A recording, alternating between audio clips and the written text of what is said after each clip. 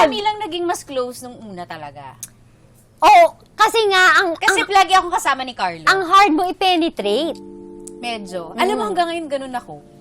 Pero, I get it now why you're like that. Pero Ay, yung sabihin circle nung ko time na talagang yun, tight. small.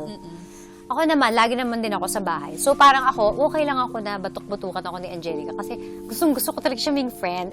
Ako, attracted talaga ako sa strong women. Siya talaga, strong personality. Very strong. Tas yun. Nasobrahan. Tas yun, meron kami isang turning point na nangailangan yung kaibigan namin ng tulong. Hawak-hawak natin yung kamay niya. Alam mo, sobrang baliw. Sobra kang baliw. Pero feeling ko, doon kita minahal. Doon ko nakita yung, ay, baliw siya. Kaya ko siyang maging friend.